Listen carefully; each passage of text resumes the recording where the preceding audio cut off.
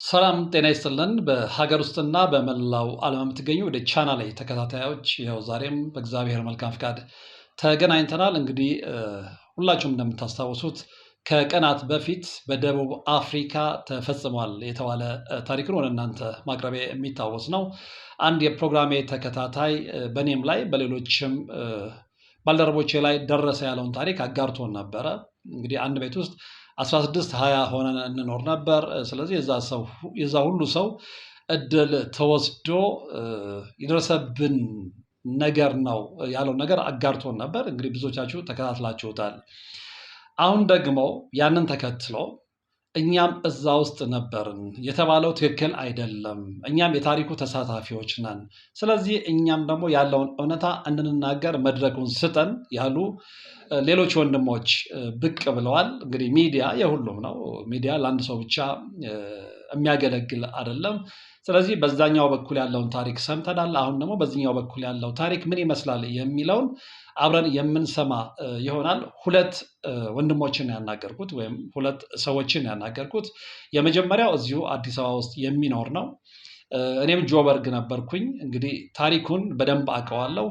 እኔም የታሪኩ አንድ አካል ነኝ። ስለዚህ የማውቀውን ነገር ልናገር ብሏል።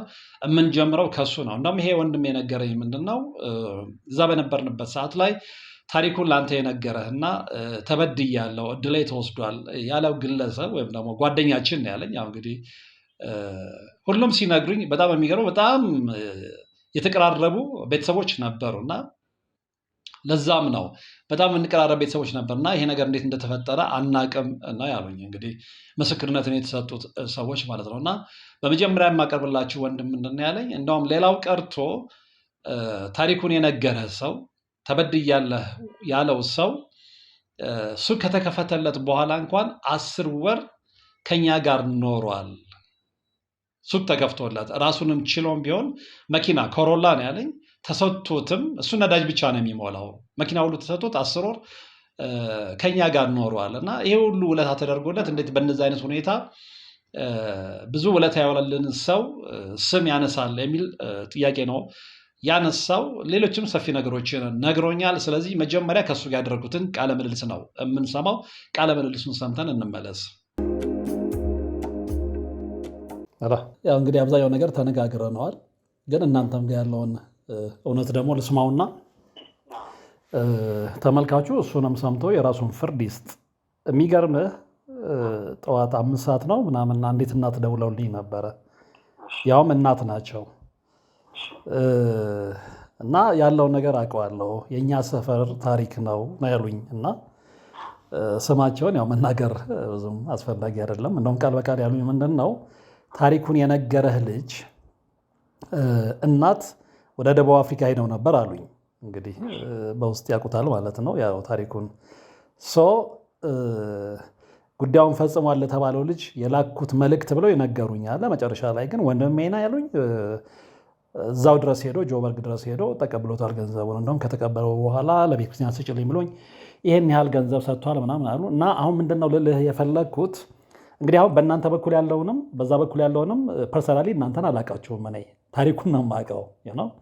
ስለዚህ ከዛ አንጻር አንተ የምታውቀውን እውነት ስለ እውነት ስትል እንግዲህ አሁን ልጆች ይኑሩ አይኑሩ ብቻ አንቱን አላውቅም። ሰው ስለ ልጁ ሲል ስለ ቤተሰቡ ሲል ስለ እውነት ሲል ነው መናገር ያለበትና ያለውን ነገር አስረዳኝ። ችግር የለም። እኔ እንግዲህ ከእሱ ጋር እንዴት ልበል በጣም ወንድም እህት ማለት ከሁለቱም ጋር ማለት ነው ባለው ነገር ማለት ነው። ኦኬ እንደውም ተበደልኩ ከሚለው ጋር አንድ ጡት የጠባንን ማለት ይችላለሁ። ኦኬ ማለት እንዴ እንትን ብንልም እሱ የእናቱት እሱም የእናት ተጣፍቶ ያደግንን እና ወንድማማቾች ነን ከሁለቱም ጋር ማለት ነው። ኦኬ እና ባለው ነገር ላይ እኔ ስሰማ በጣም ነው የደነገጥኩት። መጀመሪያውንም ይህን ጉዳይ የምናውቀው ሶስታችን እናውቀዋለን። የእንትናቸው ችግር ማለት ነው የመጋጫቸው የዚህ ሁሉ መነሻ ምን እንደሆነ እኔ ስለማውቀው ነው። እውነቱን መናገር ስላለብኝ ነው። ግን እውነታውን ልትነግረኝ ፈቃደኛ ነህ ዮሴፍ? እውነታውን ማለት የምታውቀውን እውነት ልትነግረኝ ፈቃደኛ ነህ? እኔ ፈቃደኛ ነኝ። በጣም ጥሩ እውነት ነው እውነት እሱን ነው ምንም ጨምሬ ቀንሽ ነገር የለም መልካም ምስክሬ ነው በቃ የማውቀው መጀመሪያ የዚህ ነገር መነሻ ምን እንደሆነ ስለማውቀው ነው እሺ ለምን እኔ ነበርኩኝ አሁን ቢሊየነር ከተባለው ሲጀመር በመጀመሪያ ደረጃ ቢሊየነር አይደለም ኦኬ ቢሊየነር ማለት ቁጥር ካልተፋበን በስተቀር ቢሊየነር የሚል ቀራሱ በጣም ይከብዳልና ያ ሰዎች በጅምላ የተበላ እድል አባባል ራሱ በጣም እንደሆነ በዚህ ጀመር ማንም የኔን እድል ሊበላ አይችልም ማንም በመጀመሪያ ደረጃ እሱ ቢሊየነርም አይደለም ሱቆች ነበሩት 4-5 ሱቆች ነበሩት ደርባን ፕሪቶሪያ እና ጆሃንስበርግ ነበሩት እና 3 ቦታ ላይ ተዘዋውሬ ሰርቻለሁ እሱ ነበር ቀድሞኝ ሄደ የነበረው ከአንድ ወንድማችን ጋር አብሮ ነበር ይመስለኛል ትናንትና ደውሎላል ከድሬዳዋ ደወለልህ ከድሬዳዋ ደውሎልኛል እሱ ነበር ሄደ ነበረ ድሬዳዋ ከድሬዳዋ ካለው ጋር አብሮ ነበር ሄድት ነበር እና ድሬዳዋ ያለው 2 ዓመት ከ6 ወር አካባቢ ምናምን የሰራው እዚህ ቤተሰብና ልጆች ስላሉት በቃ ናፍቆቱን ስላልቻለ ተመልሶ ወደዚህ መጣ ከዛም እሱ ደግሞ እዛው ሆኖ በግጥም ያው ደፋርና ግልጽ ነው መናገር ይፈልገው ነገር መናገር ይፈልጋል ምንም እንትን የሚለው ነገር የለም ይሄ ላይ ሉምታ ብሎ እንትን የሚለው ነገር የለም ትክክል ነው የሆነው ነገር ብሎ ያሰበው ነገር ይናገራል እና በጊዜው በቃ ፍሪደም እንደሚፈልግ ምናምን ብሎ ሁሉ ነገር ተናግሯቸዋል ያለው ነገር ከሷ ቁጭ ብሎ ዲስከስ አድርገዋል እና ያው ፍሪደም የሚባለው በሱ ያው ውጪ የራሴ ገርልፍሬንድ ሊያዝ ጓደኛ የሚያዝ አለብህ ምናምን ነው ይሄ ነገር በእርግጥ እዛ ቤት ሆኖ እውነቱን ለመናገር አይቻልም ጓደኛ መያዝ ምናምን የማይቻልም በሚስ ምን መሰለህ ሳውዝ አፍሪካ ላይ ከ6 ሴት 4 ኤች ፖዚቲቭ ናቸው አንድም ለራሳችን ነው ሁለቱም ደግሞ ለሱም ነው ሁለተኛ ደግሞ ምን ተቃለች በግምት ነው እንጂ ንብረትና ሀብቱን የሚያውቀው ማለት ነው አያውቁም አሁን ባለቤቱ ተባለው ባለቤትየው ማለት ነው አያውቁም ይሄን ያለው ምናምን ብሎ አውቀው ስለዚህ በእምነት ነው የሚሰራው ስራ የሚሰራው በዛ ጋር በእምነት ነው በጣም የሚያስረክበን ብዙ ንብረቶች ናቸው ያሉት ገቢና ወጪውን በግምት እንጂ እንደዚህ አስልቶ የሚያውቁ ነገርም አይደለም ስለዚህ እዛ ጋር ንብረት ነው ያለው እዛ ጋር ገርፍሊን ስቲድ የእሱ ወንድም መሆንን ታውቆ የእሱ ጋር እንደምሰራ ታውቆ ሌሎች እንደዚህ አሰብስፎ የሚጠብቁ እንትኖች አሉ ያ ነገር ፍራቻ ስላለው ቢከለክልም እኔ አልገረምበትም አልነቅበትም ከወጣ በኋላ ግን እሱ የራሱን እየተከተለ ከጀመረ በኋላ ግን ያ ነገር ተፈቅዶለታል እኮ እሱ ማንም የከለከለው የለም ወደ ራሱ ህይወት ሲወጣ የራሱን ህይወት ሲጀምር ማለት ነው ኦልሞስት ከ3 ዓመት ምናምን የሰራው 3 ዓመት ከምናምን የሰራው ማለት ነው እኔ አሁን ለምሳሌ 7 ዓመት ከ5 ወር አካባቢ ነው የሰራው እዛው አንድ ቤት ውስጥ ሆናችሁ ማለት ነው አንድ ቤትም ደግሞ የተባለው ደግሞ በጣም ስህተት የሆነ በሱ ላይ ደግሞ ልነግርህ ነገር 16 ሆኖ የሚኖርንበትን ቀን የለንም ለምን ጆሃንስበርግ ላይ 1 ሱቅ ነበር የነበረው ፕሪቶሪያ ላይ 2 ሱቅ ነበር የነበረው ደርባን ላይ 2 ሱቅ ነበር የነበረው እና በእነዚህ ሱቆች ሁሉ ተከፋፍለው አሁን ፕሪቶሪያ ላይ 2 ቤት ተከራይቶ ነበር የሚያኖረው የነበረው ደርባን ላይም እንደዚህ 2 ቤት ነበር ተከራይቶ የሚያኖረው የነበረው ጆበርግ ላይ ደግሞ እሱ የራሱ ቤት ተከራይቶ እኛም ደግሞ የራሳችን ቤት ደግሞ ተከራይተን እዛው አንድ ግቢ ተከራይተን ነበር የምንኖር የነበረው በዛ ይባል አንድ ቤት ውስጥ ወይ 3 ወይ 4 ነው ከ4 በላይ እንኳን ሆነን ማናውቅ እንጂ አንድ ቤት 16 ሆናችሁ ኖራችሁ አታውቁም ክርስቶስ ምስክሬ ነው እውነትና ማለት በእንደዚህ ደረጃ ኖረን ማናውቅም ኦኬ ሌላው ዮሴፍ ይቅርታ አንዳንድ ጊዜ ማለት ግልጽ እንዲሆኑልኝ የሚፈልጋቸው ነገሮች ስላሉ ነው አሁን ለምሳሌ አንተ 3 ዓመት ከ5 ወር ነው ሰርቻለሁ ብለኸኛል አይደል እዛ 7 ዓመት ከ5 ወር ነው የሰራሁት ስንት ዓመት 7 ዓመት ከ5 ወር እሱ ድርጅት ውስጥ ማለት ነው ለምን መሰለህ አሁን የእሱን ስም መጥቀስ እዚህ ጋር አስፈላጊ ስላልሆነ ነው እሱም ነው አስፈላጊ ስላልሆነ ነው ምክንያቱም መጀመሪያ የሰራሁትን ፕሮግራም ላይ ስሙ አልተጠቀሰም መጥቀስም አስፈላጊ አይደለም ግን አቴኒ ታይም እሱም እኔም በበኩል የምለው ነገር አለ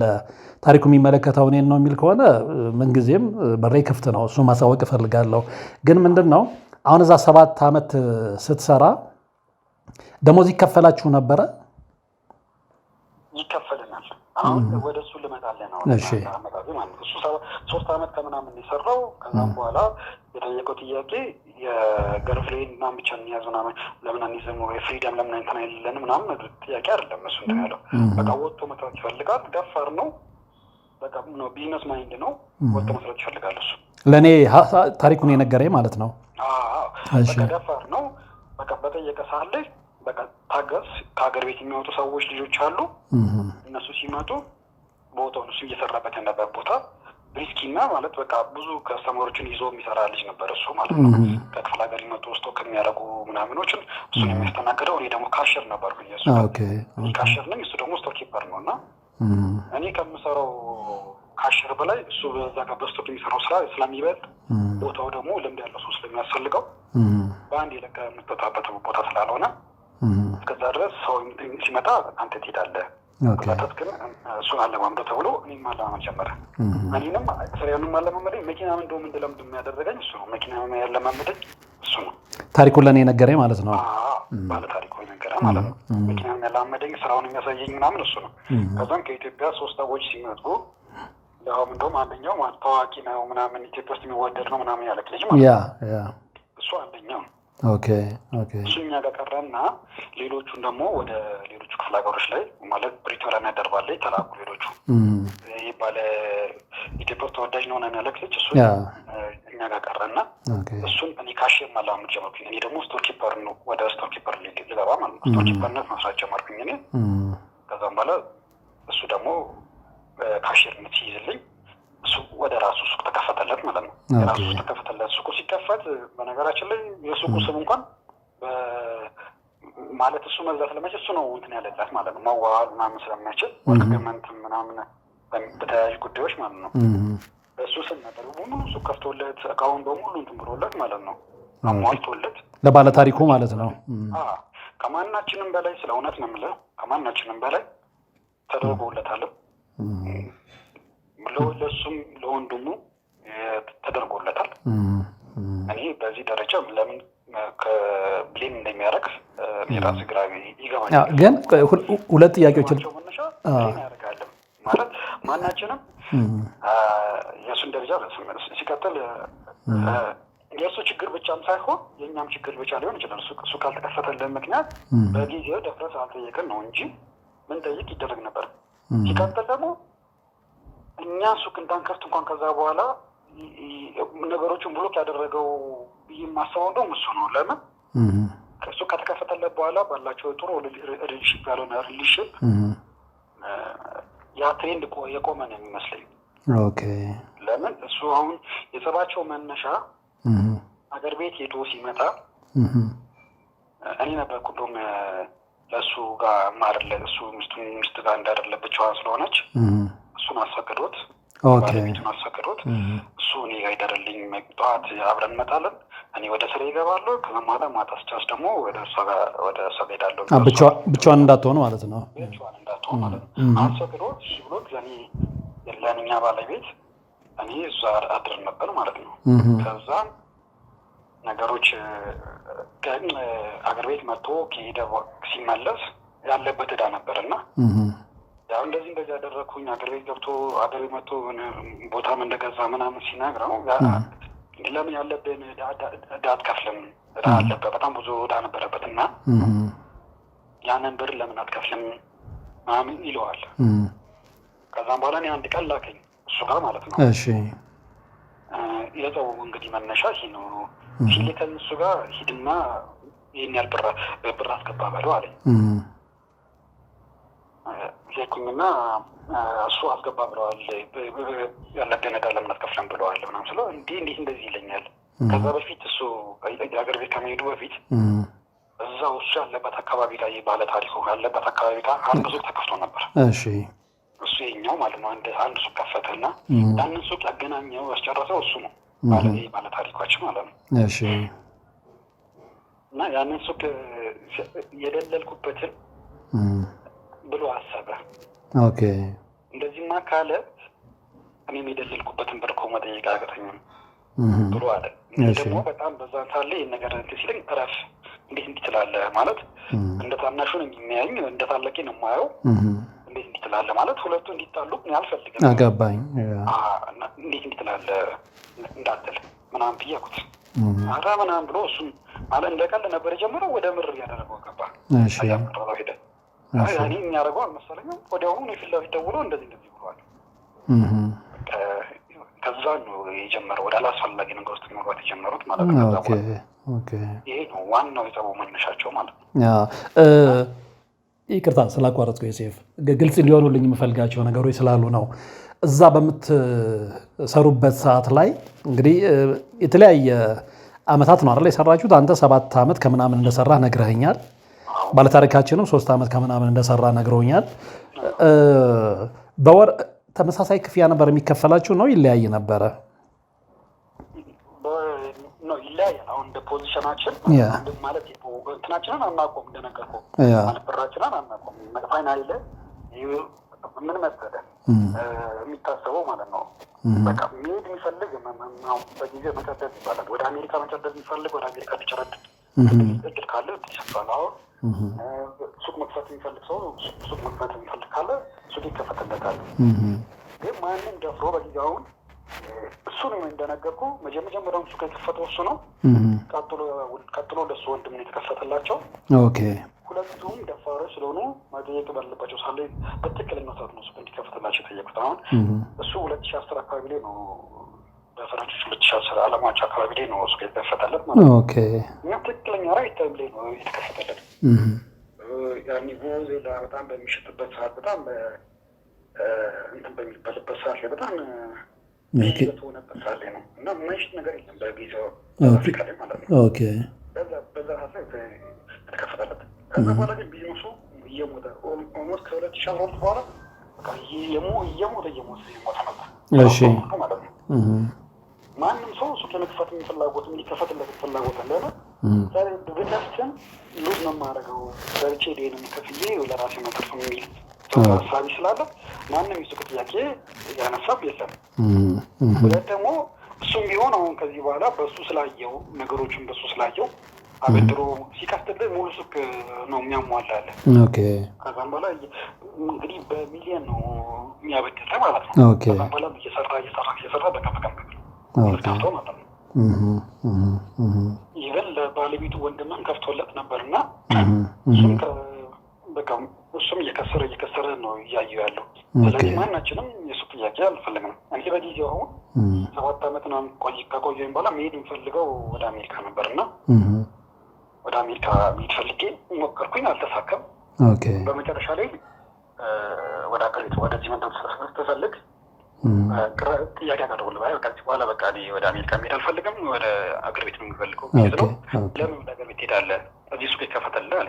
በፍጹም ያልኩትን አልፈልግም ማለት እንደማላተርፍ ስለማውቀው ሀገሪቷን በጣም በቀን እንኳን ለእኛ ለጀማሪዎች አይደለም እሱ 20 ምናምን ዓመት ለሰራው ለባለቤትየው እንኳን ነገሮች አስቸጋሪ እየመጡ ስለነበረ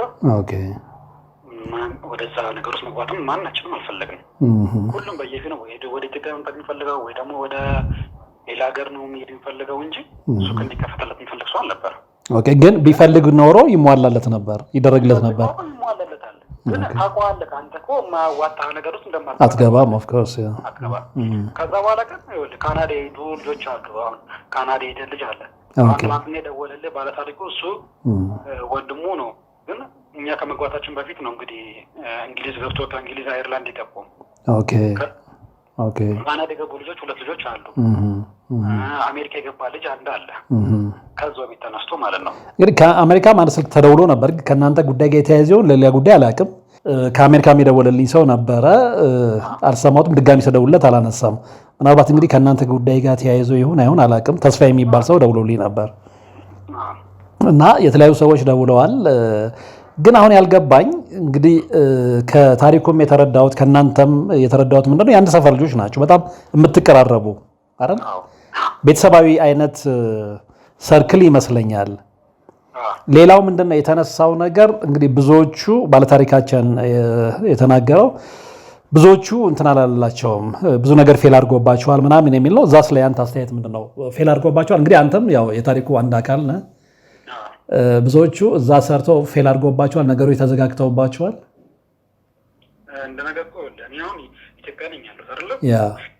እኔ እግዚአብሔር ይመስገን ከሁሉም አሁን እሱ ከባለ ታሪካችንን ከባለቤትየው ማለት የተሻለ ህይወት ማለት ራስ መንፈስን ታባለህ ነገር ይዞ ትልቅ ነገር ነው አገር ግልጽ ነው ግልጽ ነው እኔ የተሻለ ነው እግዚአብሔር ይመስገን ከሁሉ እሱን ነው ማወቅ የፈለኩት እንደኔም ደግሞ 3-4 ሰዎች ደውለው ያሉበት ደረጃ ሊነግሩሽ አሉ ማለት ነገር ደስተኛ ናቸው የሰራ ስራ ንጹህ ከሆነ መቼም ያኑርሃል በቃ ከተኛው ግን ማለት ስንፈታችንን እና ድክመታችንን በዚህ ላይ እንትን ብለን ማሳበብ ድሌት ሰርቆ ነው ድሌት ወስዶብኝ ነው ማለት አልችልም እኔ ሌሎቹ አልተሳካላቸው አሉ አልተሳካላቸው አሉ ግን ይሄ እንደዚህ ነው በእንደዚህ ደረጃ አይደለም ይሄ በዚህ ዘመን ወጣትም ተሆኖ እንደዚህ ተሆኖ ይታሰባል ይሄ ያልተጠበቀ ራሱ ማለት ነው ለምን እንዴት ብዬ ልንገርህ ሱቅ ያልተከፈተልኝ ምክንያት ነገር እኮ ሌሎቹም ሱቅ ያልተከፈተላቸው ምክንያት ሱቅ እነሱ አንድ ጥያቄን አላቀረቡ ሁለት ደግሞ እያየኑ ነው እንደማናጠፍ ማለት ከሱ በኋላ 2-3 ሰዎች ተከፍቶላቸው ነበረ በቃ ትክክለኛ ራይት ታይም እና ስላልተገኘ ነው በቃ 2012 በኋላ ስራው የሌለ ነው እየሞተ ያለው ኢቨን አሁን ላይ ባለው ነገር ልንገርህ ቢሊዮነር የተባለው አንድ ሱቅ ነው ያለችው ጆሃንስ አገላ አንድ ሱቅ ነው ያለችው በሷ ነው እየተንቀሳቀሰ ነው እንደው የተንቀሳቀሳት ነው በቃ እየተዋደቁ ነው ያሉት ቢዝነሱ ሞቷል የለም ቢዝነስ ሰዳሽ ካላውን ሞቷል በሚሊዮን የምትገዛው ሱቅ አሁን ባዶ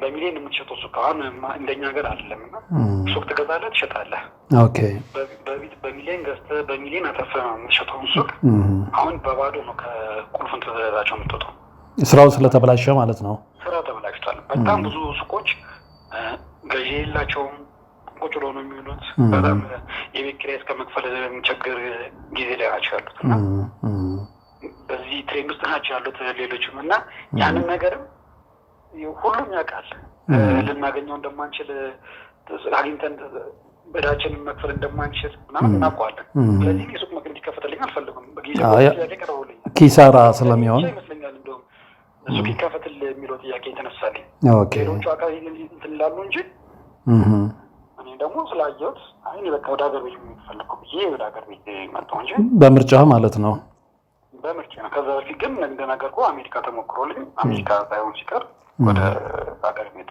ነው የመጣሁት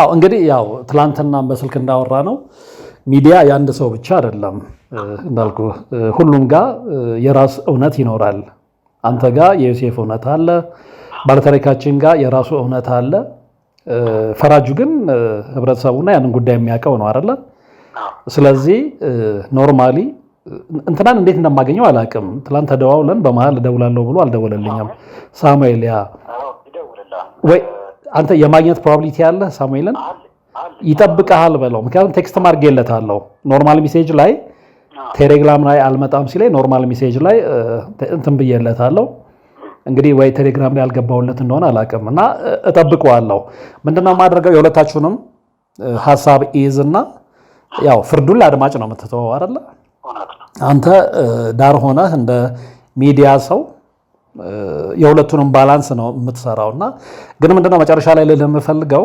ድምጽን እንድትጠቀም ማነው ፍቃደኛ ነህ ቴንክ ዩ አዎ አይ ለምን መሰለህ ዮሴፍ አይደለም ኖ እውነታውን ላሳውቅ እኔ ለምን መሰለህ ብዙ ነው የራሴ ብዙ ኦዲየንስ ስላለኝ ሀገር ውስጥ ምንተንም ታሪክ ሊነግሩኝ ሲፈልጉ ነፃነታቸውን መጠበቅ ስላለብኝ ነው ገብቷል አይደል ባለቤቱ ካልፈቀደ መብቱ ነው ለዛ ነው ፍቃድ የጠየቅኩ ድምጽህን እንድትጠቀምበት ትፈቅድልኛለህ ያልኩ ያንተን ኢንተረስት ለማወቅ ነው ገብቷል ስለዚህ አንተ ደግሞ ያው እውነትን ነው እየነገርኩ ያልከኝ ስለሆነ እውነትን የሚናገር ሰው ደግሞ ድምጹን መደበቅ አይፈልግም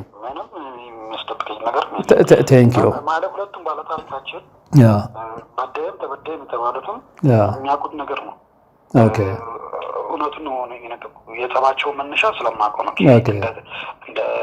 እንደተጀመረ ጸቡ ስለማውቀው ነው ከፈል አትክፈል ነው እዳን ከፈል አትክፈል ነው ዋናው እሱ ነው ሁለት ደግሞ የደላላ ብር ጠየቀው እንዴት አድርጌ ማለት ይሄን ያህል እንዲህ ነው ብሎ ማለት ነው ኦኬ ግን እንዴት ይሄን ሁሉ ባደረኩኝ ማለት በዚህ ጋር ባይዘይ ወይ በዚህ ሁሉ እዚህ ሁሉ ታሪክ መነሻ ሁላችንም ስለሆነ ነው ማለት መነሻችን ነው።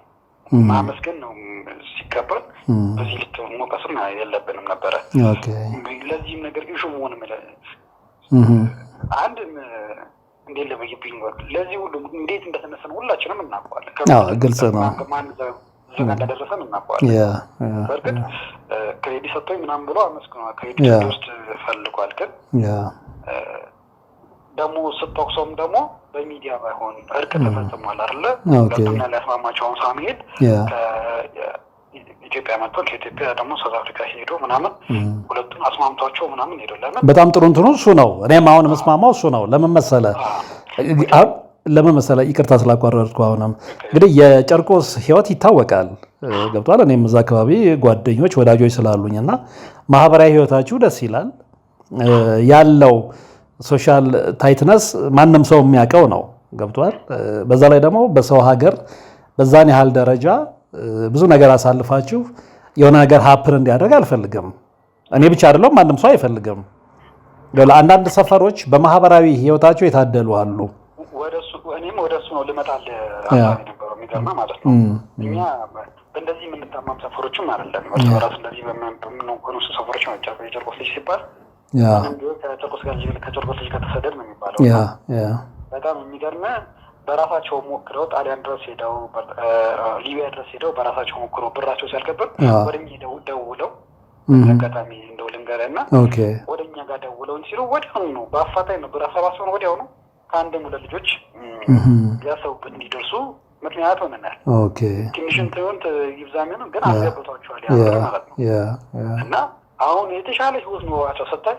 እኔ እዚህ ጋር ሉዝ ባረግ እንኳን ማለት በእነሱ ደሰታለሁ። እኔ ብቻ አይደለም ሌሎቹም ራሳቸው ማለት ነው። አሁን እንዳለው ያልተሳካላቸው ልጆች አሉ፣ ያለ ልጆች አሉ። ያልተሳካላቸው ልጆች በራሳቸው ድክመትም ሊሆን ይችላል፣ በቻንስም በሄዱበት መንገድም አለመቻቸት ሊሆን ይችላል እንጂ አንድ ሰውን ብሌን እሱ ነው እድል የሚወሰደብኝ ብዬ አንተናለም። እነዚህ ልጆች እሺ አሁን 16ቶቻችን ቢሳካለ የእነሱ እድል እንዴት ተበላ? እኔ ፋይናሊ መጨረሻ ላይ እንድታስረዳኝ የምፈልገው እንዴት ነው እድልን ሰው እንዴት ነው የሰውን እድል የሚበላው? እሱን ማወቅ እፈልጋለሁ እኔ በራሴ ማለት ነው። አይ እሱን አንደኛ እንዲሁ ፐርሰናሊም ላስረዳህ እችላለሁ። እድል አይወሰድም አንልም፣ ይወሰዳል። እሱ መንፈሳዊ አሰራር ስላለው እሱን ግን ምንድን ነው ይኸውልህ፣ አይ ወሳኝ ጥያቄ ነው ያነሳኸው።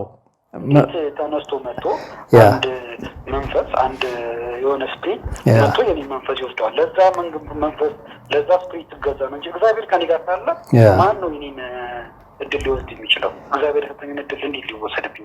በሁለት መንገድ ነው ዮሴፍ፣ ያው አስረዳኝ ስላልከኝ ነው። እድል ይወሰዳል። እሱን በእርግጠኝነት ልነግርህ እችላለሁ። ግን ምንድን ነው የሆነ ሰው ስላልተሳካለት ሁሌ እድል የተወስዶ ነው ብሎ የሚያሳብብም ከሆነ አንቀበለውም። ገብቶሃል አይደል? እድል የሚወስዱ ሰዎች አሉ። ፕላስ ደግሞ በተለያየ ምክንያት ቅድም እንዳነሳኸው በራሱ ስንፍና ወይም የሆነ ነገር አንተ ጋር ባለ ቸልተኝነት የተነሳ ብዙ ነገሮች ሊበላሹብህ ይችላል። ሁሉን ነገር ከእድል ጋር ማገናኘት አግባብ አይደለም። ይሄ ማለት ግን የሰው ልጅ እድል አይወሰድም አይደለም። እኔ ብዙ ታሪኮች ሰርቻለሁ በዚህ ጉዳይ በዚህ ዙሪያ ማለት ነው። እና በጣም ትልልቅ ሀብት የነበራቸው ልጆች አሁን ዜሮ የገቡ ልጆች አሉ። በትክክለኛው መንገድ በማስረጃ ነው የምልህ። ግን ምንድነው ሁሉን ነገር ደግሞ ከእድልም ጋር ትንሹንም ትልቁንም ነገር ማያያዝንም ደግሞ አላምንበትም። ገብቶሃል አይደለም? እሱ ነው የሚያስማማን። እና ግን ምንድነው እንደነገርኩ እንግዲህ አሁን ሁለት ጽንፍ አለ ወይም ደግሞ ሁለት ጎራ አለ። አንደኛው የእናንተ ማለት ነው። ስለዚህ ነው እውነታውን እኛም ነበርንበት ኖረንበታል፣ እዛ ሰርተናል። ያለው እውነት ይሄ ነው ያላችሁኝ ወገኖች አላችሁ። በዛኛው ወገን ደግሞ ያው የሰማነውን ታሪክ ሰምተነዋል አይደለ? የሚቻል ከሆነ እንዳልከው እንግዲህ ሳሙኤል መጥቶ እዛ ድረስ ሄዶ ለማስታረቅ ሞክሮ ነበር ነው ያልከኝ። ነገሮች በሰላም ቢጠናቀቁ ጥሩ ነው፣ በሰላም ቢጠናቀቁ። ግን ምንድነው ያው ያለውን ነገር ደግሞ ተመልካቹ ማወቅ ስላለበት በዚህኛውም ወገን ያለውን እዛም ላይ ሰው ይስማና የራሱን ፍርድ ይስጥ። ምክንያቱም ከዚያ በኋላ ያንተም ሳሙኤልም ከወጣ በኋላ ደግሞ እኮ ሌላውን እውነት የበለጠ እናውቃለን የሚሉ ሰዎች ሊመጡ ይችላሉ። እነሱ ብቻ አይደሉም፣ ባለ ጉዳዩ ራሱ ዋናው ባለ ታሪክም ነው። እኔም ጋር እውነት አለ እኔ መናገር እፈልጋለሁ ብሎ ሊመጣ ይችላል። ገብቷል? ይሄ የሚዲያ ባህሪ ስለሆነ ለማንም ክፍት ነው ልልህ ፈልጌ ነው። ባይዛው እንደነገርኩ ነው ትናንትና እሱ ማለት ይሄን ነገር ከሰማን በኋላ ነገሮች ወደ አላስፈላጊ ነገር እንዳይገባ እንዳይጣሉ ምናምን በሚል ሳሙኤል ሲደውልለት ነበርና ያገኘው መረጃ ምንድነው ሳሙኤል እንትን ሱባኤ ላይ ሆኖ እንዳለ እንደዛ ነው ያለኝ። ሱባኤ ላይ ነው ያለኝ። ሱባኤ ላይ ስለሆነ አሁን እያየም ምናምን ስላልሆነ ሱባኤ ይዞ እንደሆነ የምናውቀው ማለት ነው። ሌላው ላይ ልነግርህ የምፈልገው እንደነገርኩ ነው የቻኮ ልጆች በእንደዚህ የምንታማቸው እርስ በራስ በመዋደድ እንትን በማለት በመጠቃቀጥ አንዱን በመርዳት ነው የምንተዋወቀው እንጂ በእንደዚህ እንትን የምንልም አይመስለኝም። የጥቅመታችንን ግን በእንደዚህ ደረጃ ማድረግ የለብንም። መሆንም ያለበት እሱ ነው። ችግር የለም። በሴት ጉዳይ እንደነገርኩ ያው በሴት ጉዳይ የጓደኛ ለመያዝ ምናምን ጉዳይ እንደው ግልጽ እንዲሆን ለምንፈልገው ነገር ማለት አንተ ንብረት አለህ። ለምሳሌ አንተ ባለሀብት ነህ፣ ንብረት አለህ። ያንን ንብረት የማስተዳድርህ እኔ ነኝ። ገቢዎቹን አንተ አታውቀውም፣ እኔ እንጂ አንተ የምታውቀው ነገር የለም። የአንተ ስራ ምንድን ነው? ስቶክ ማቅረብ ነው። ከዛም በኋላ የተሰበሰበውን ብር ደግሞ ሰብስቤ ለአንተ ነው የምሰጠህ።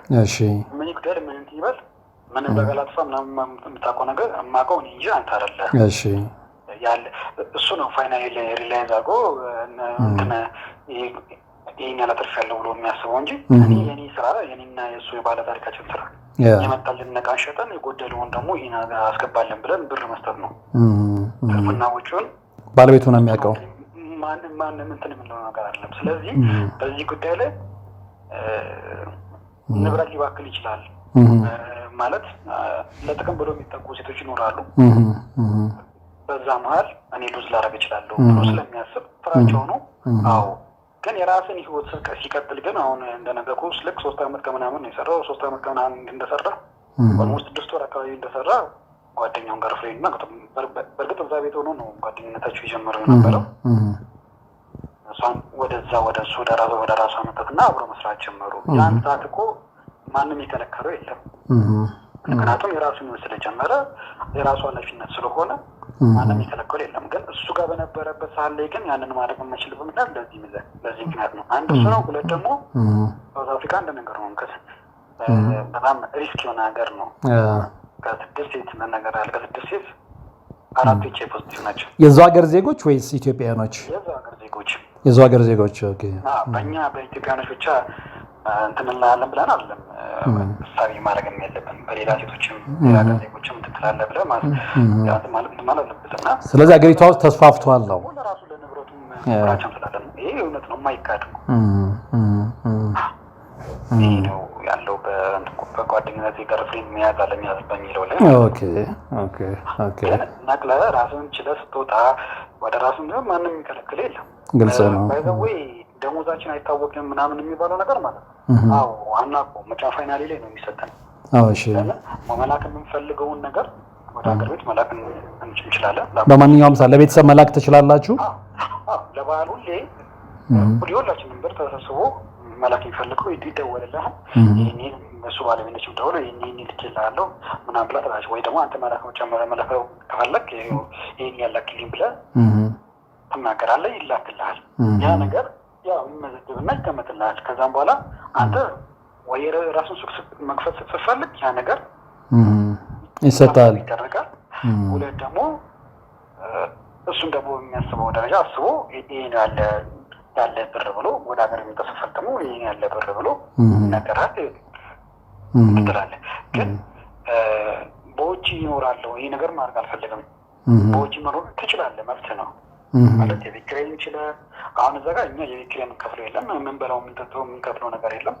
የምንበላው የምንጠጣው ራሱን የሚያሟላለን የፈለግነውን ማሟላት ይችላል። እና የቤት ኪራይ አንጠይቅም። ግን የቤት ኪራይን ከፍለህ የምትበላው የምንጠጣው እንትን ብለህ ብር ተጠራቅሞልና ወደ ሀገር ቤት እየላክ ያን ያህል ልታገኝ አትችልም። ያንንም ማሰብ ነበረብን ሁላችንም ማለት ነው። ውጭ ላይ ብንሆን ያን ያህል ብር አታላቅም። ያን ያህል ማለት ፍሪደም የለም ቢባልም እነዚህም ብሮች ደግሞ ለማግኘት ብለህ ነው ፍሪደምን ያጣህ። እሱን አምነህበት ነው ነገር እኮ ፍሪደምን ያጣህበት ምክንያት እኮ ይሄ ነው። በቃ በውጭ መሆን መኖር ትችላለህ፣ ግን ራስን ችለህ የቤት ኪራይን ችለህ ምግብን ችለህ ምናምን ችለህ ራስህ መሆን ትችላለህ። ለዛ ግን ሲስተሙ አይፈቅድም። ይሄ ነው የሚከፈልህ ብሎ ይላል። መስራት ትችላለህ። ግን እንደ በፊቱ ግን ገንዘብ ላይ ያለ ኃላፊነት ላይ ብዙ ላይኖር ይችላል። ደግሞ ውጭ ስትኖር ታማኝነትን በዛ እክል ነው የሚቀንሰው ማለት ነው። ያንን ነው በግንዛቤ ማስገባት ያለብን። ከዛ አንጻር ነው ያልከኝ ነው። ኦኬ እሺ፣ እንግዲህ ያው እናንተም ጋር ያለውን በስፋት አስረድተኛል። የሚቀረኝ ሳሙኤል ነው። አይ ሆፕ ማታ አገኘዋለሁ ብዬ አስባለሁ። እሺ እሺ፣ ዮሴፍ አመሰግናለሁ። እሺ፣ እግዚአብሔር ይስጥልኝ። እሺ እሺ። እንግዲህ የሰማችሁት ነው ከዮሴፍ ጋር ያደረግኩት ቃለ ምልልስ የሰማችሁት ነበረ። እሱን ተከትሎ ሌላው እንግዲህ በድሏል የተባለው ግለሰብ ታናሽ ወንድሞም ከአየርላንድ ደውሎልኝ ነበረ። እኔም የማውቀውን ነገር ልንገርህ ወርቅ አፈራው፣ የተባለው ነገር ውሸት ነው የሆነው እውነት በእኛም በኩል ያለውን የምናውቀውን የተመለከትነውን የነበርንበትን እውነት ልንገርህና እንደ ሚዲያ የሁለታችንን ተበድያለሁ ያለውንም የኛንም አቅርብና አድማጭ ተመልካቹ ይፍረድ ብሎ እሱም ቃሉን ሰጥቶኛል። እሱንም በስልክ ከአየርላንድ ቃለ ምልልስ አድርጌለታለሁ። ሳሙኤል ይባላል። እንግዲህ ሳሙኤልም ዮሴፍም ለሰጣችሁኝ ቃለ ምልልስ በተመልካቾች ስም ከልብ ላመሰግናችሁ እፈልጋለሁ እና በቀጣይነት የምንሰማው የሳሙኤልን ማለትም እንግዲህ በዳይ ነው የተባለው ሀብታም ነው የተባለውን ግለሰብ ታናሽ ወንድም ነው ብሎኛል እና እሱ የሚለውንም ደግሞ እንስማ። ለአድማጮች ታስተዋውቅልኛለህ ሙሉ ስምን? እሺ፣ መጀመሪያ እኔ ሳሙኤል በቀለ እባላለሁ።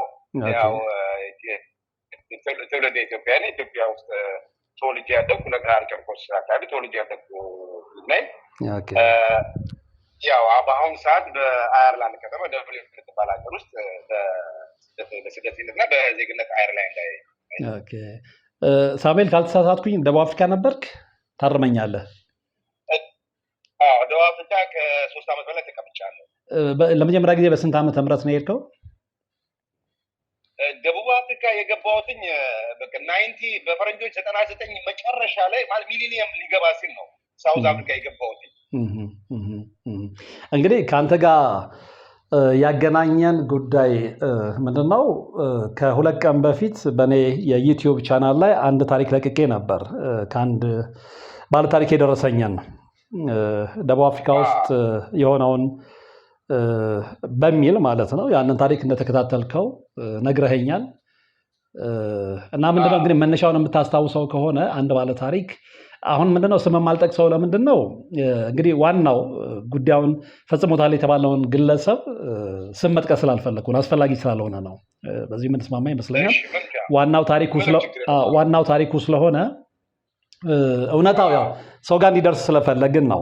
እንግዲህ ምንድነው ባለታሪኩ የነገረን እንዲህ ሄጄ ደቡብ አፍሪካ ውስጥ እንደዚህ አይነት ነገር ገጥሞኛል።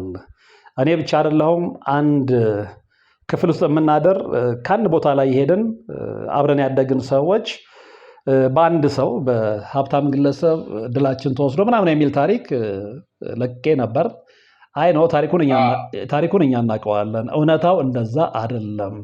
ስለዚህ እኛም ጋር እውነት ስላለ ማስረዳት እንፈልጋለን ብላለሁ። እስኪ አጠቃላይ ሁኔታውን ንገረኝ ሳሚ። በጣም አመሰግናለሁ ወርቅ አፈራው። ታሪኩ እንግዲህ ያው ከልጅነት ካስተዳደግ ጀምሮ ብነግርህ አንድ ሰፈር ውስጥ የኖርን ያደግን ሰዎች ነን። አንድ አካባቢ ላይ ያደግን ሰዎች ነን ማለት ያው ጨርቆስን ለጋርን አካባቢ ካወቀው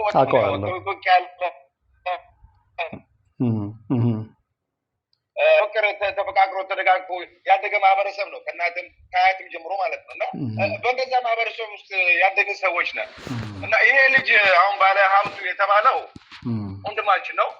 ቀድሞ ነው ወደ ሳውዝ አፍሪካ ወጣ። ወደ 96 ባለሳሳት 96-97 ነው ቀድሞ ወጣው እና እሱ ከወጣ በኋላ ነገሮቹ ይስተካከለለት ሲመጣ ከመንገድ ላይ መሸ ከሁሉ ነገር። ከዛ በኋላ የትዳር አጋሩንም ወሰደ። ነገሮቹ ያደጉ ሲመጡ ሱቅ ወደ መክፈት ደረጃ ሲጀመር ወደ ሼር ሆልደር ደረጃ ሲደረስ ነው እንግዲህ የሰው ኃይል ያስፈልገኛል የሚያግዝ ያስፈልገኛል በሚል አንጻር ነው እንግዲህ የሰፈር ጓደኞቹንም ታናናሾቹንም መውሰድ የጀመረው ማለት ነው።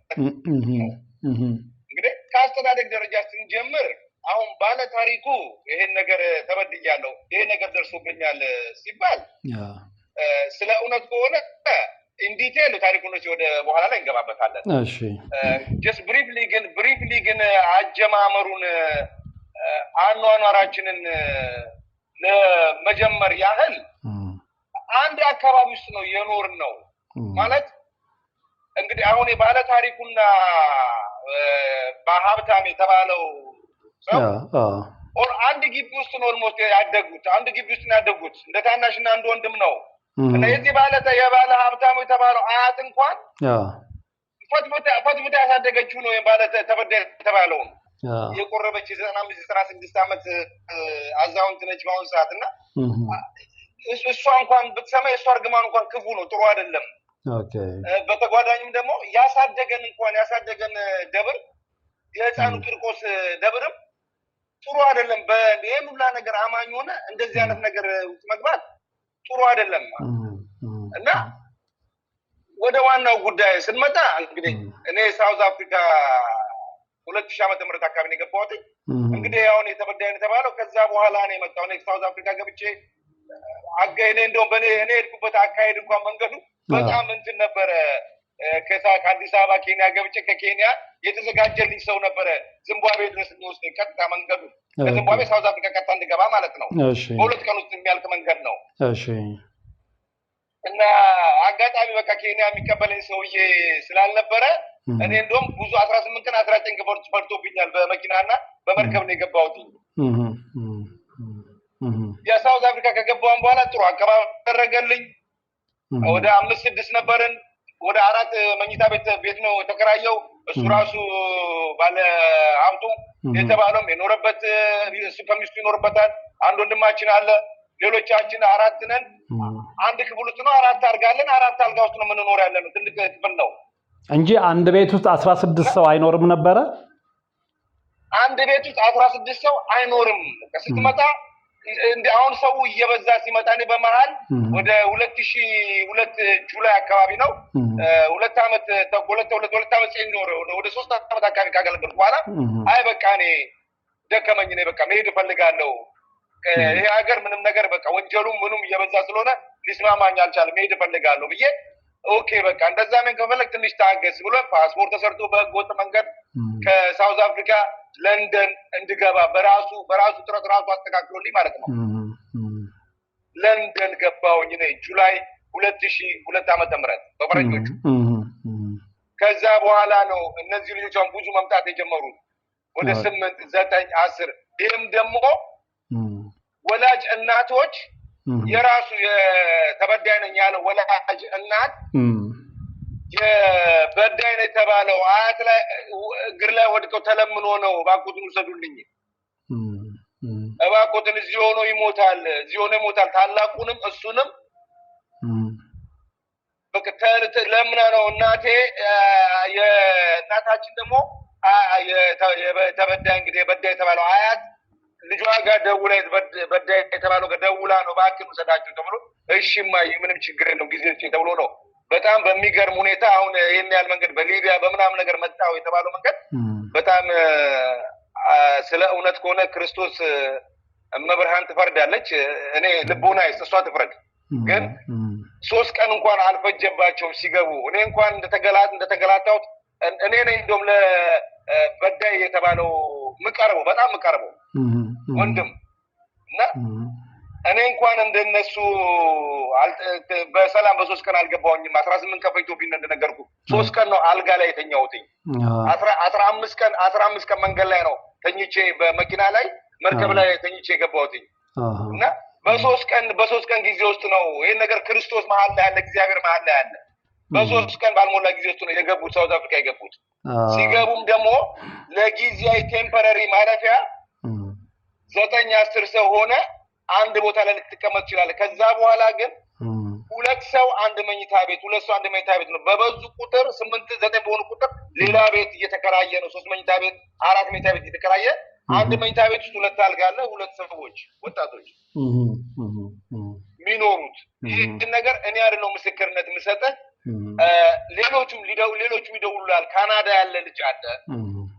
ይሄ ልጅ የላከው በፕሮሰስ የላከው ሌላ ትልቅ አንድ ካርቶ ዊኒፒንግ ያለ አንድ ካናዳ ያለ ልጅ አለ ዳንኤል የሚባል አሜሪካ አለ። ዲቴል ገባላለሁ በኋላ እነሱ አሉ። እነሱ ይፈርዳሉ፣ ይደውሉልሃል። 16 ሰው 18 ሰው 4 ሰው አንድ ክፍል ውስጥ የሚባል ታሪክ ያደረ የለም። ስልክ ለመደወል መብት የለንም። በጣም ከፍጹም የላቀ ነው። ልጁ በዳይ ነው የተባለው ልጆቹ የገንዘብን አጠቃቀም ጥቅም እንዲያውቁ ነው። ለምን ባክግራውንዳቸውን ያውቀዋል። አዲስ አበባ ህፃኖች አይደሉም። ባክግራውንዳቸውን ያውቀዋል። እያንዳንዱ ጨርቆስ ለጋር ውስጥ ታውቃለህ። እያንዳንዱ አክቲቭ ነው ከነ ጨምሮ። ስለ እውነት ነው የምነግርህ። ሲጋራ ማጨስ ተንኮል ውስጥ ያልገባ ማንም የለም። መጠጥ እንኳን ሌላውን ነገር መጠጥ ጫቶ እና ይሄን ነገር ባክግራውንዳቸው ስለሚያውቅ የገንዘብን አጠቃቀም ጥቅም እንዲያውቁ ነው።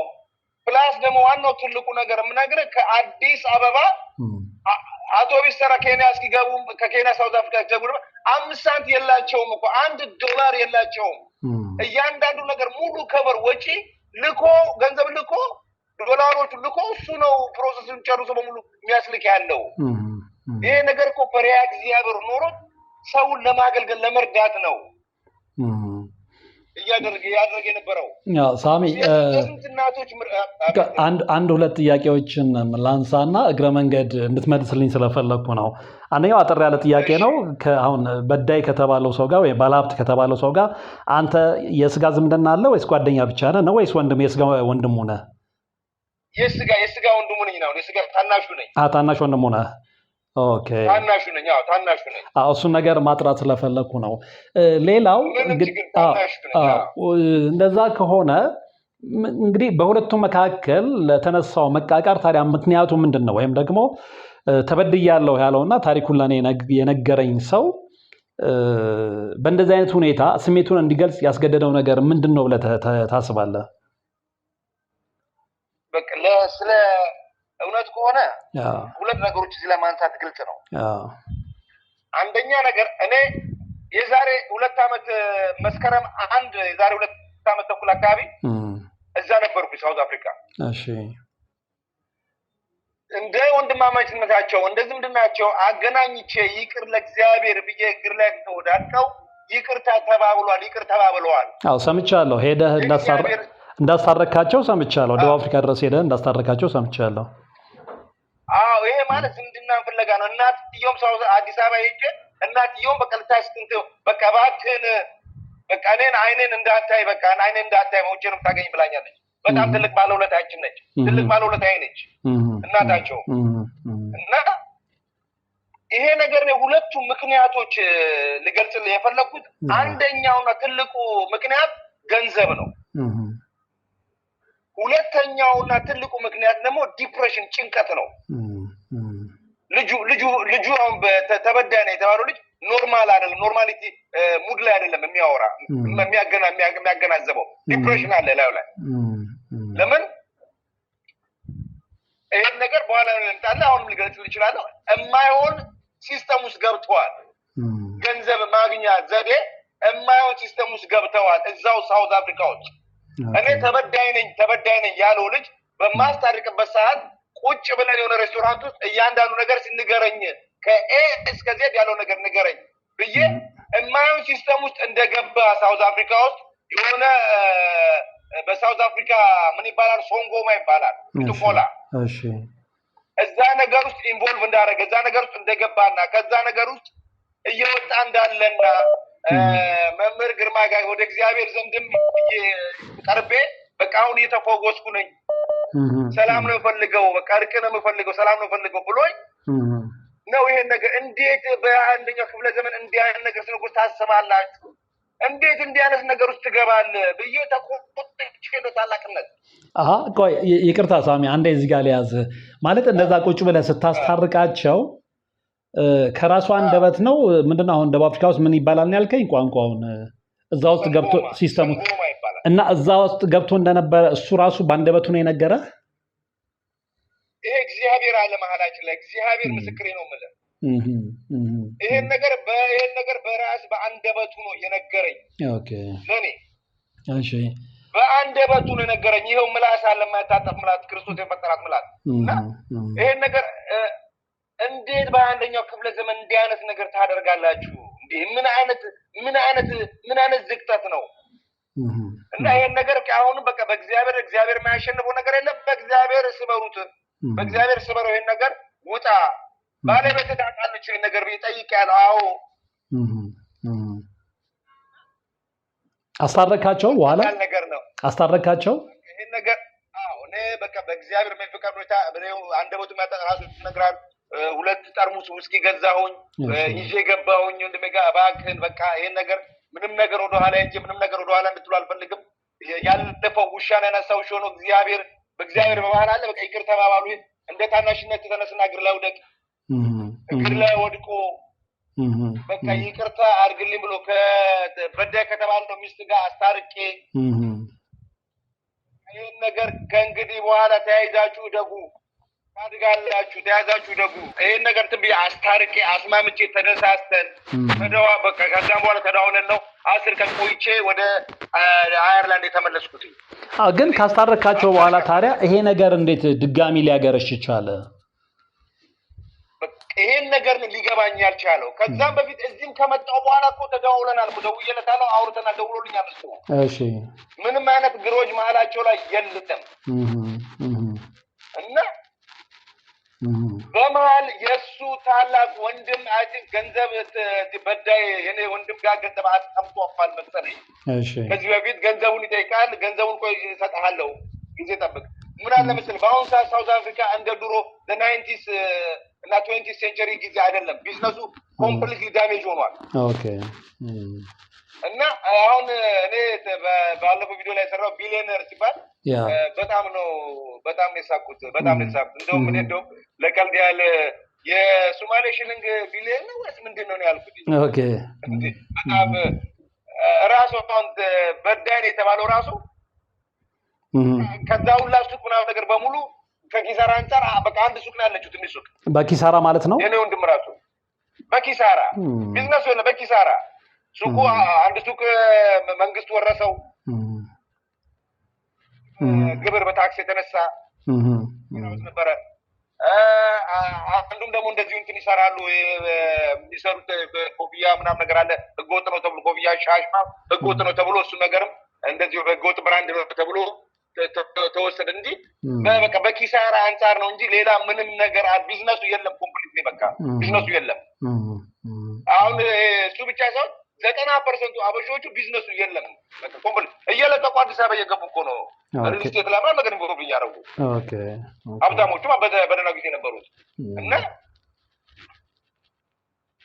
ይሄ ነው በጣም ያሳቀኝ ቢሊየነር ሲባልና ምንም እንትን አይደለም ችግር ኖሮት መሃል ላይ በምን አይነት ምክንያት ብቻ ተነሳስተው ይሄን ነገር ቪዲዮን ሊሰራ እንደቻለ እንደዚህ ጋር እኔ በቃ ሊፈታልኝ አልቻለም እግዚአብሔር ይፍታው እግዚአብሔር ልቦናስ እግዚአብሔር ይፍታው እስኪ ከተነሱት ነገሮች ውስጥ ያነሳን እንድታብራራልኝ ይፈልጋለሁ እንግዲህ ምክንያቱም ምንድነው ያው በሁለቱም ወገን ያለውን እውነት ሰምቶ አድማጩ ነው አይደለ ተመልካቹ ነው የሚፈርደው እና እንዲብራራልኝ የምፈልጋቸው ነገሮች አሉ እንግዲህ ከባላ ታሪኩም ጥያቄ ላይ ተነስቼ ማለት ነው ለምሳሌ አንድ ቤት ውስጥ ያለን ደሞዝ አይከፈልም ነበር ስንፈልግ በክሬዲት ተይዞ ለቤተሰብ መላክ አለብን ስልክ መደወል ካለብን ነው እንጂ የምንሰራበት አይከፈለንም የሚል ነገር አንስቷል ምናልባት ሰምተው ከሆነ ፕሮግራሙንና በእርግጥም አይከፈላችሁም ነበር በጣም በትክክል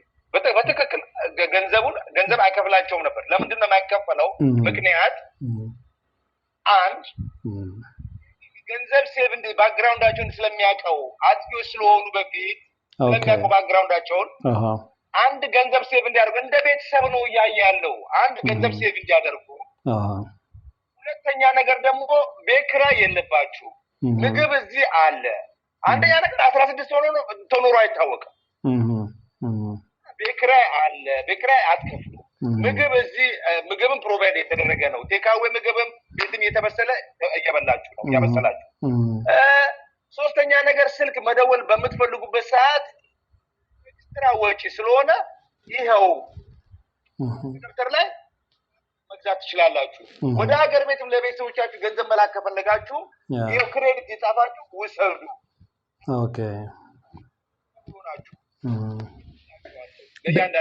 ድምጽ አንዳንዴ ይርቃል እንትኑን አስተካክልልኝ ሳሚ አንዳንዴ ድምጽ ኦን ኤንድ ኦፍ እየሆነ ነው ማይኩ ላይ በደንብ ግባልኝ እሺ አሁን አውራኝ አሁን ጥሩ ነው እሺ እንትን ይላችኋል ለወደፊት ሴቪንግ ይጠቅማችኋል ገንዘባችሁ ተቀማጭ የትም አይሄድባችሁ በማለት ነው ሴቪንግን እንዲለምዱትና እንዲያውቁት ነው አሁን ገንዘቡ ቢውል ባረገ ቁጥር ግን ገንዘቡን በየወሩም በየጊዜውም ቁጭ ያርጉ ያንዳሉ የተሳሰባቸው ነው ይሄ ገንዘብ አለ እሺ አሰ ክሬዲት የመጣችሁበትን ገንዘብ ሲነጋገሩ ከአዲስ አበባ ሲመጡም ቤተሰቦቻቸው እናቶቻቸውም ያውቃሉ እዛ ይከፍላሉ ነው ኦኬ መተው እዛ ይከፍላሉ ነው እሱም ካልኩሌት ይደረግና ገንዘባችሁ አለ እንዳለ ነው ምንም የምትወርድ ነገር የለም ነው በዚህ መሀል ልገልጽ የምፈልገው ነገር እዚህ ብዙ እንግዲህ በዳይ ድላቸውን ወሰደ ምናምን ብሎ ከተባለ በጣም አስነዋሪ ነገር ነው ስለ እውነት ከሆነ በበሽታ አንጫር እንኳን አሁን አሜሪካ ያለ ልጅ አለ ይደውልልሃል ስናይለው ስጋ ያለ የሰፈር ልጅ ነው በቃ እንደዚሁ ስለወሰደው ነው በጣም ታሞ ኦንጎንግ ታሞ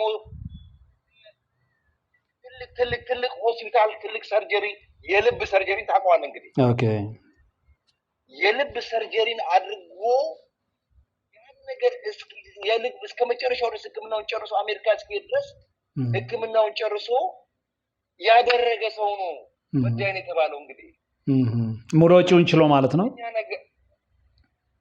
ህክምናውን ችሎ ከደሞዙ ከምናምን ውጪ ከራሱ ኪስ ኦኬ ሁለተኛ ነገር ደግሞ አንድ ታማሚም እንደዚሁ ስም መጥቀስ ማያስፈልግም እዛው ሳውዝ አፍሪካ ነው ጨጓራውን ሰርጀሪ አንድ አራተኛውን ጨጓራውን ሰርጀሪ እስኪወጣ ድረስ ሰርጀሪ አድርጎ ሙሉ ህክምናውን ጨርሶ ያሳከመ ልጅ ነው ኦኬ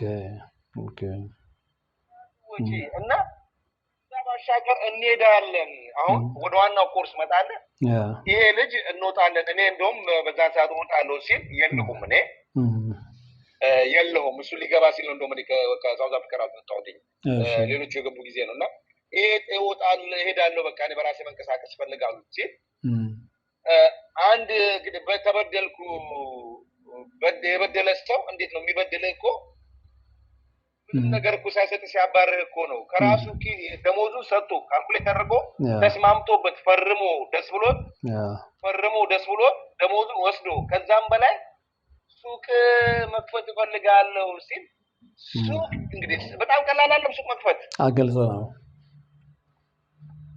እስከ መክፈት ደረጃ ድረስ ያሉ ሁላ ገንዘብ ሰጥቶ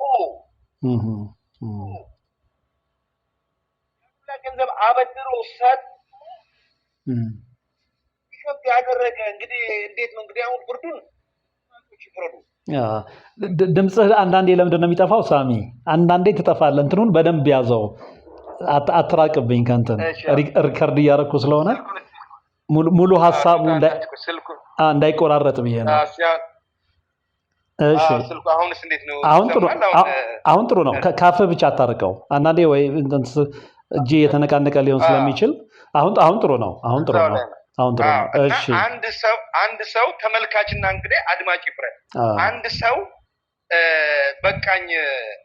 በቃ መሄድ ፈልጋለሁ ካለ ያ የሰራበትን ደሞዝ ከገባበት ጊዜ ጀምሮ የሰራበትን ደሞዝ ካልኩሌት ተደርጎ የመጣበትን ማይነስ ተደርጎ ወጪዎቹ ማይነስ ተደርጎ ያለው ገንዘብ ሙሉ ተሰጥቶ በዚህ ላይ ደግሞ እንደ ጉርብትና እንደ አብሮ አደግነት ሱቅ መክፈት ፈልጋለሁ አለ ያኑላ ሱቅ ሙሉ ወጪው ሙሉ ዕቃ ሞልቶ ከሰጠ ምንድነው ጥፋቱ ምንድነው በደል እዚህ ጋር ምንድነው እኔ ያልታየኝ ነገር አንድ እሱ ነው እንደነገርኩ ሰው እስከ ማሳከም ድረስ ሁለት ሰርጀሪ የልብ ህክምና ሰርጀሪ አድርጎ መርዳት ፈሪያ እግዚአብሔር ሆኖ እኮ ነገር ማድረግ የጨጓራ ህክምና ሙሉ ሰርጀሪ አድርጎ ከራሱ ኪስ አውጥቶ ፕላስም ደግሞ ሌላ ከአዲስ አበባ ሁላ ድረስ የመጡ የብረስ ካንሰር በሽተኞችን ተንከባክቦ አሳድጎ መድኃኒዓለም የሳውዝ አፍሪካ ያለው መድኃኒዓለም እሱ ይፍረድ። እሱ ዋናው መስራቹ መድኃኒዓለም መስራች ይሄ ወንድሜ ነው። መድኃኒዓለም ይፍረድ ለሁሉም ነገር። አድማጮቹም ይፍረዱ እዚህ ላይ ምንድነው ምኑ ነው በደሉ ያልታየ ነገር እድላችን እድል መቀማት ምኑ ነው እዚህ ላይ ከዚሁ ጋር ይቅርታ ሳሙኤል ይቅርታ ከዚህ ጋር ያይዘን እንድትመልስልኝ የምፈልገው ነገር ምንድነው እንግዲህ በተለያየ ጊዜም ቢሆን የአንድ ሰፈር ልጆች ናቸው ወደ ደቡብ አፍሪካ ሄዳችሁ በጋራ ወንድም ሱቆች ውስጥ መስራት የጀመራችሁትና አሁን አብዛኛዎቹ አልተሳካላቸውም የሚል ነገር ነግሮኛል። ሌላ ወንድም ደግሞ ቀን ያናገርኩት ካንተ በፊት ያናገርኩት አንድ ወንድም ደግሞ አለ ዮሴፍ እሱም በፍቃደኝነት እንደዚሁ ኢንተርቪው አድርጓል ከኔ ጋር ምክንያቱም ያለውን እውነት ሰው ማወቅ አለበት በሚል ማለት ነውና እሱ የነገረኝም ላይ ነው እንግዲህ ኦልሞስት 16ም 20ም ብንሆን አብዛኛው የተሳካለት ነው። አንዳንዱ ደግሞ በራሱ ንዝላልነትም በራሱም እንግዲህ እድል ለሁሉም ሰው አይሳካምና የተወሰኑ ሰዎች ላይሳካላቸው ይችላል። ብዙዎቻችን ግን ተሳክቶልናል። አንደኛው ምስክር እኔ ነኝ ብሎኛል ሀገር ውስጥም ብኖርና እዛስ ላይ ያንተ አባባል ምንድነው? ምክንያቱም ባለታሪካችን እንግዲህ አብዛኛዎቹ እዛ የነበሩ ልጆች አልተሳካላቸውም እድላቸው ስለተወሰደ የሚል ነገር አንስቷል። እዚህስ ላይ አንተ ምን ትለኛለህ? በጣም አመሰግናለሁ። ጥሩ ጥያቄ ነው። አንደኛ ነገር እኔም ራሱ በቂ ምክንያት ልሆን እችላለሁ። እኔ ራሱን ከሰፈር ከአዲስ አበባ ጀምሮ የመጨረሻ አጥፊ ባጋቦንድ በቃ ዱርዬ የነበርኩ ነኝ።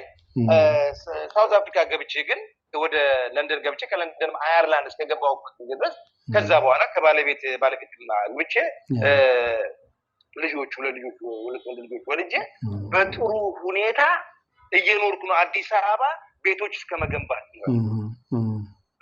ቤተሰቦቼን እስከ መርዳት ድረስ ኢቭን ሳውዝ አፍሪካ ያሉ ጓደኞችን እስከ መርዳት ድረስ አዲስ አበባ ድረስ ማድረግ አንዳንድ የሕክምና የጆሮ የምናምን ሕክምና ሁላ ተበደልኩ ለሚለው ልጅ እናቱ ሁላ ድረስ እስከ መርዳት ድረስ ደርሻለሁ። እንግዲህ እኔ አሁን አልተሳካልኝም እድሉ ተወስዷል አልልም። በጥሩ ሁኔታ ነው ያለሁት። ስለኔ ከጀመርኩ አንጻር ነው። ስለሌሎችም ከጀምክ ለመናገር ያህል እስቲ አሁን ያለፈላቸውን ልንገር። ሳውዝ አፍሪካ ያሉ አሁን የሳውዝ አፍሪካ ያሉ ሱቅ ያለው አለ የራሱ ወንድም ሱቅ ኖሮት እየሰራ ነው። ፕሪቶሪያ የሚባል ሀገር ሁለት በልጅ ሱቅ ያላቸው እየሰሩ በጥሩ ሁኔታ ልጆች ወልደው እየሰሩ ያሉ። ሶስተኛ ነገር እራሱ ምስክር ነው። በጥሩ ሁኔታ ላይ ኢንተርቪው ላይ እንደነገርከው በጥሩ ሁኔታ ላይ እየኖርኩኝ ነው ብሏል። በአሁን ሰዓት ያ የዛ ነገር መንስኤ ነው። ያ የዛ ሩት ነው። የዛ መንስኤ ነው። ከምንም ሊነሳ አይችልም። ራሱ ምስክር ሊሆን ይችላል። በጥሩ ሁኔታ ላይ ነው ያለው። ሌሎችም ሳውዝ አፍሪካ አሉ ወደ 4-5 አሉ የተሳካላቸው ሰው ጋር ጥሩ ሁኔታ ላይ ያሉ ማለት ነው። ሰው ጥሩ ሁኔታ ላይ ተቀጥረው እየሰሩ ቤተሰብ እየረዱ አሉ። ተቀጥረው ለምን አሁን በሱቆቹ እነዚህኛዎቹ እየመነመኑ በሚመጡ ሰዓት ወንድሜ በቃ ስራ ገንዘባቸውን ተሳስበው ገንዘባቸውን ሰጥቶ ስራ እየሰሩ ያሉ አሉ ተቀጥረው ሌላ ቦታ ያልሞላቸው። ከዛ ባሻገር ደግሞ አሁን አሜሪካ ያለ ልጅ አለ። ካናዳ በፕሮሰስ ሙሉ ወጪውን ጨፍሸፉለት ካናዳ በፕሮሰስ የገባ ልጅ አለ። ተሳክቶለታል። በጥሩ ሁኔታ ተሳክቶለታል። ቤተሰብ እየረዳ እያስደሰተ ነው። ይሄም አሜሪካ ያለውም ልጅ በጥሩ ሁኔታ እየረዳ እያገዘን ያለው ተሳክቶለታል። ምንም ያልተሳካለት ማለት አይቻልም። ያልተሳካላቸው አሁን አገር ቤት የተመለሱ አሉ። ገንዘባቸውን ተሳስበው ሰጥቷቸው ገንዘባቸውን ይዘው አገር ቤት ሄደዋል።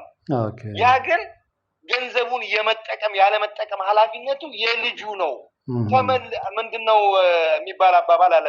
ብንመስልም ጨረቃ ተመልሰን ጭቃ የሚባል ነገር አለ። ያን ነገር እንግዲህ መጠቀም ከዛ ነገር ያን ነገር ኤክስፒሪየንስ ወስደ አሁን ያን ነገር ኤክስፒሪየንስ ወስደ ገንዘቡ ተጠቅመበት አሁን እንደ ዮሴፍ እንዳልኩ ልጅ አንድ ልጅ አለ ስሙ መጥቀስ ማልፈልግ ጥሩ ሁኔታ አዲስ አበባ ሆኖ ጥሩ ሁኔታ እየሰራ ያለ ሌሎችም ሁለት ሶስቶች ሊደውሉ ይችላሉ። በጥሩ ሁኔታ ተሳክቶላቸው እየሰሩ ያሉ አዲስ አበባ። ሌላ ሁለት ሶስት ደግሞ አሉ እንደዚህ ገንዘቡን በትክክሉ አልባሌ ቦታ ማሳለፍ ከቻለ ካደረጉ ለምን ሊያልፍልህ እኮ አይችልም እኮ ገንዘቡን አልጠቀምክበት። በዛ ምክንያት ነው እነሱም አሁን ኔጌቲቭ አስተሳሰብ ሊያመጡ ከቻሉ ማለት ነው። ለምን ሰርተውበት አላለፈላቸውም። ሰርተውበት አልጠቀሙበትም መጠቀም ሲችሉ እና ይሄን ነገር አድማጮቹ መፍረድ የሚችሉ ተመልካቾቹ መፍረድ የሚችሉት እንዴ ከ90% በላይ ከተሳካለት ሌላው ካልተሳካለት የራሱ ጉድፈት ነው የራሱ ስህተት ነው ራሱ ተበደልኩ ያለው ልጅ ተበደልኩ ድሌ ተወሰደብኝ ያለው ልጅ በጥሩ ሁኔታ ነው ያለው አረ እግዚአብሔርን ማመስገን አለበት 4 ንጹህ ቆንጆ ልጆች ወልዳ ያሳደግነቱን መኖር ማለት እኮ መታደል ነው መውለድ የማይችል አለ እና መታደል ነው እግዚአብሔርን ፈሪያ እግዚአብሔርን እግዚአብሔርን ማመስገን ነው እንዴት ነው ወደ እግዚአብሔር ዘንድ መጥቻለሁ ስጋው ደግሞ ነው ስጃለሁ ካልክ እንዴት ነው ተመልሰ ኃጢአት መታቦካው አይሆንም ቁጥሩ አይደለም ለእግዚአብሔር ዘንድ ባጩ ታሪኩ ይሄ ነው ከእውነት የራቀ ነው ስለ እውነት ሆነ መልካም ሳሚ እንግዲህ ያው ማን ነው አፍሪካ ርደም ትላንትናም ስናወራ እንግዲህ ታሪኮች ከተለያዩ አቅጣጫዎች ይመጣሉ ያው አብዛኞቹ ተመልካቾቼ ውጪ ስለሆኑ እንዲሁ ሀገር ውስጥም የሚመጡ ታሪኮች አሉ ሚዲያ ለሁሉም ክፍት ነው ያንዱን አሰምተ የሌላውን አትይዘው ምክንያቱም የሚዲያውን ባህሪ ስላልሆነ ማለት ነውና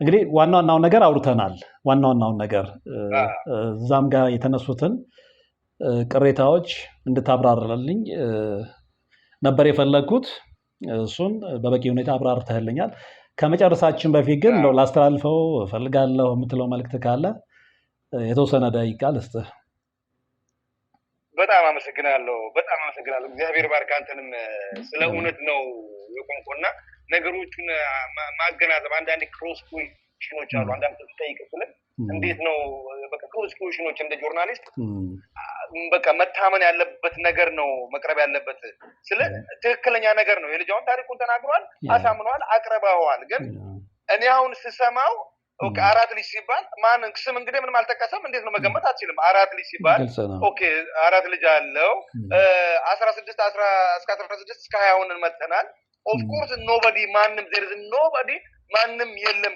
ቢያንስ 2 ልጅ ሊያወጣም ይችላል ወንድሞቹን ወይ ጓደኞቹን ለምሳሌ እሱ እኮ አሁን የተበደልኩ ያለው ልጅ እኮ አልፎለት እኮ አንድ ልጅ ነው ያመጣው ከሱም ጋር ተለያይተዋል ኢትዮጵያ ማለት ነው አንድ ልጅ ነው ያመጣው ግን 16 እስከ 20 ሰው ማምጣት ቀላል ነገር አይደለም የስንት እናቶች እንባ ማበስ ቀላል ነገር አይደለም በዛ በጨርቆስ በለጋር ምድር የነዛን እናቶች እንባ ማበስ ቀላል ነገር አይደለም ያን እንባ ደግሞ መልሰ ማጨቅየት ጨው ማድረግ ደግሞ በጣም ከኃጢአቱ ላይ ላቀ ኃጢአት ነው እኔ በእውነት ነው የምነግርህ በጣም ትልቅ የሚጸጽት ስህተት ነው የተሰራው እና እግዚአብሔር ልቦና ይስጥ ለሁሉም ልቦና ይስጥ እግዚአብሔር እንደው ከጻኑ ቂርቆስ ሰፈራችን ደብረ ሰፈራችን ታውት ነው ጻኑ ቂርቆስ ለሁሉም ልቦና ይስጥና ወደ ራሳቸው ይመለሱ መልካም ሳሚ እንግዲህ የተሻለ ሰላም ቢፈጠር ደስ ይለኛል እኔም ምክንያቱም እንግዲህ ሁላችንም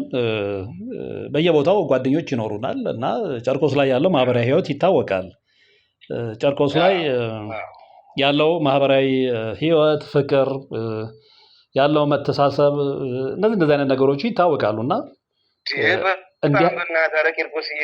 እንዲህ አይነት ነገር ባይፈጠር እኔም ደስ ይለኝ ነበር አይ ቲንክ ወደፊት እግዚአብሔር ሁሉንም ነገር ያስተካክላል ብዬ ተስፋ አደርጋለሁ ግን ቃል እኔ እንደዚህ ይቅርታ አድርግልኝ ቃል ነው የምገባልህ አሁንም እኔ ይሄን ነገር ተመልሼ ነው ኢንቮልቭ አድርጌ ሰላም ነው የምፈጥረው አይ ሆፕ ማንም የሰማ ነገር ያለም አይመስለኝም እኔ ምንም ይስማ አላውቅም ሌላ ነገሮችም እንዳያዳረሱ እኔ ይሄን ነገር በጥሩ ሁኔታ እኔ ኢንቮልቭ አድርጌ እንዲል አደርጋለሁ እጠብቃለሁ በእግዚአብሔር በመቤት ጣልቃ ትገባበት ለሷ ትርዳን እኔ ሶርታው ታደርገዋለሁ በቃ የማያዳገም እጠብቃለሁ በእርግጠኝነት ተስፋ አለኝ አንተ ላይ ያን እንደምታደርግ ምክንያቱም ከዚህ በፊትም ሰምቻለሁኝ ሄደ ሰላም ለመፍጠር ሙከራ አድርገህ ነበረ እንግዲህ ያው አንዳንድ ጊዜ ምልህ ያው ያጋንንት ስራ ቤት በኩል እንደሚመጣ አይታወቅም አሁን ምልህ መጨረሻው ዘመን ላይ ዓለማዊ ነገሮች ብቻ አይደሉም ምክንያቶች የሚሆኑት ያው በጣም ስትፋቀር ሰይጣን አይፈልግም በጣም ስትጠጋጋ ሰይጣን አይፈልግም የሆነ ነገር ፈልጎ ነው አይደል በአሁን ሰዓት ላይ አባትም እናትም በልጆቻቸው ላይ እነሱ የለ እንኳን ጓደኛ በጓደኛ ግን ምንድነው እያየነው የሀገራችን ሁኔታ እያየነው ነው። የህዝብ ሁሉ ነገር እያየነው ነው። እግዚአብሔር በአሁኑ ሰዓት በጣም ወደ እግዚአብሔር የምንቀርብበት ሰዓት ነው። እሱና ምልህ ያሰብከው ይሳካልህ። በእርግጠኝነት የተሻለ ሰላም ይመጣል ብዬ አስባለሁ። ይሳካል በቅን ልቦና እንግዲህ ታሪኩ የተከታተላችሁት ነው። ያለ ነው አዲስ አበባ ነው። እንግዲህ በማለት የተፈጸመውን ነገር እዛው ያሉት ሰዎች ናቸው የሚያውቁት። በሁለቱም ወገን ያለውን ታሪክ ሰምተናል። ተበድያለሁ፣ እድሌ ተወስዷል፣ የኔ ብቻ አይደለም የሌሎችም እድል ተወስዷል ያለንን ወንድማችንን ታሪክ ቀደም ባለው ጊዜ ከቀናት በፊት የለቀኩት ፕሮግራም ላይ ሰምታችሁታል። አሁን ደግሞ በዚህኛ ወገን ያለውን የሁለቱን ወንድሞች ቃለ ምልልስ ሰምተናል እና እንግዲህ ሁለቱንም ታሪክ ሰምቶ ፍርድ መስጠት የተመልካቹ ጉዳይ ነው ብዬ ነው የማስበው። እዚህ ጋር እገሌ ነው ጥፋተኛ እገሌ ጥፋተኛ አይደለም ብለን እኛ ድምዳሜ ላይ አንደርስም። የሁለቱንም ታሪክ ሰምቶ ለአድማጭ ተመልካች አቅርቦ አድማጭ ተመልካቹ የራሱን ፍርድ እንዲሰጥ ማድረግ ነው የሚዲያም ተግባርና ግን በዚህ መሀል እንግዲህ ወንድም ሳሙኤል የገባልኝ ቃል አለ። ምንድን ነው ያለኝ? እኛ አብረን ያደግነው በጣም የቅርብ ሰዎች ነን እና በመሀላችን ነገር ሊፈጠር አይገባም ነበር። እኔ አሁንም ተስፋ አልቆርጥም። ተመልሼ ከአየርላንድ ከዚህ በፊት ማስታረቂያቸው ነበር ነው ያለኝ። ሄጄ እግራቸው ላይ ወድቄ በመሀል ያለውን ችግር ፈተነው ነበረ። ከዛ በኋላ ግን እንዴት ድጋሚ ይሄ ነገር ሊነሳ እንደቻለ አይገባኝም።